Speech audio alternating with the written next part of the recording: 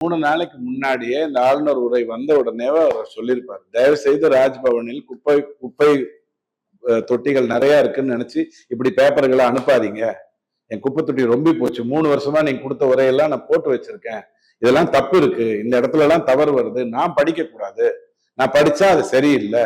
நீங்க கொஞ்சம் மாத்தி சொல்லுங்க. நான் ஏற்கனவே சொன்னேன் இல்லையா, பல லட்சம் முதலீடுகள் வந்தது.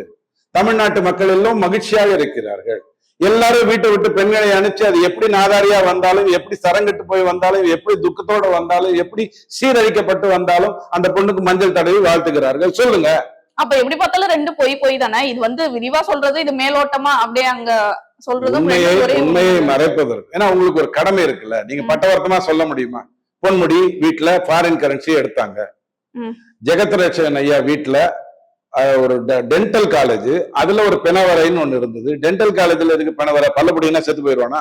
பிணவரை, அதுல போய் பணத்தை ஒழிச்சு வச்சிருந்தாரு. அதெல்லாம் நீங்க சொல்ல முடியுமா? ஆளுநர் உரையில சொல்ல முடியாது. அப்ப எப்படி நீங்க மறைக்கணுமோ அப்படி மறைச்சிட்டு போங்க. ஆனால் பொய்யை சொல்லாதீங்க.